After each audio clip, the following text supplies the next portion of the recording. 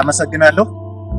ያው እንግዲህ የካቲት 29 2018 የተባረከች ቀን የተቀደሰች ቀን ለህዝባችን ለአማራ ህዝብ ኩራት ነው። ጠላት ደግሞ የሚሸማቀቅበት አይኑ የሚቀላበት ወገናችን ደግሞ የሚደሰትበት የሚስቅበት ቀን በመሆኑ እንደ አማራ ፋኖ ብሔራዊ ንቅናቄ ሐሳቤን ይገልጣለሁ ማለት ነው። እንግዲህ ለተከታታይ ቀናት ሸዋ ቤቱን ዘግቶ ሲመክር ሲነጋገር ቆይቷል ማለት ነው።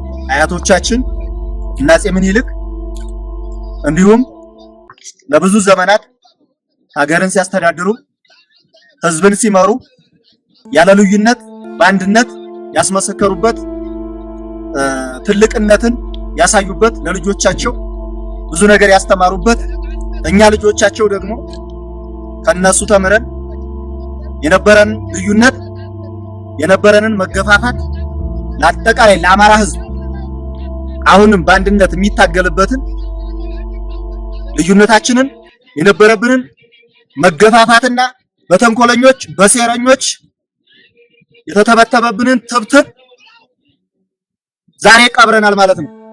ዛሬ ይህንን ታሪካዊ ቀን ለህዝባችን የምናስደስትበትና መላው የአማራ ህዝብ ደስታውን ተቀብሎ እኛ እንደተቃቀፍነውና እኛ እንደተመካከርነው ሌሎችም በውጭም በውስጥም ትግላችንን የሚደግፉ ትግላችንን ለማሻገር ሌት ተቀን የሚለፉ ወንድሞቻችንን ይህንን ደስታ ተቀብለው ትግላችንን በጋራ እንድንሻገር የአማራን ህዝብ መከራ ከላዩ ላይ እንድናነሳለት የሚል አጭር መልእክት ነው የማስተላልፈው።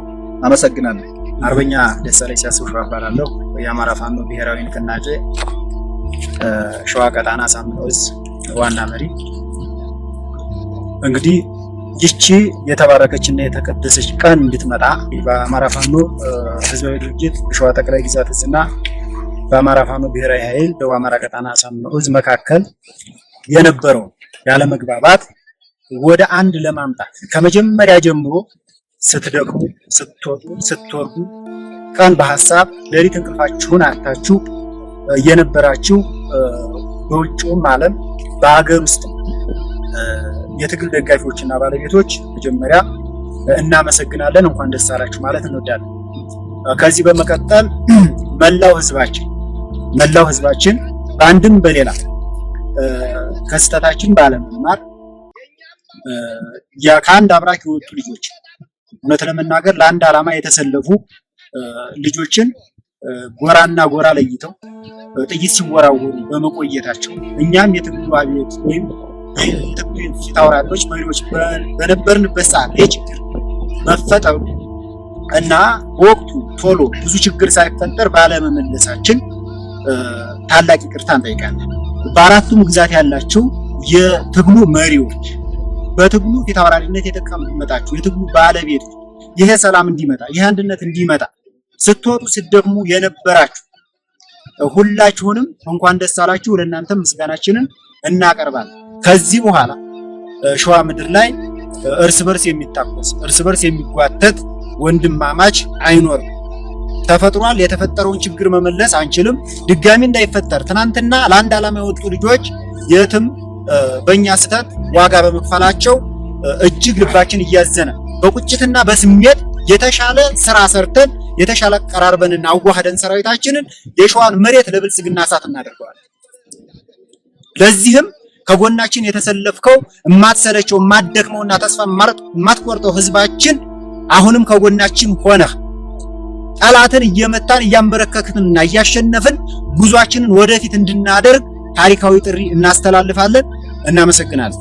በዚህ በተባረከ ቀን ሁላችንም በመገኘታችን ደስታዬ እጥፍ ድርብ ነው።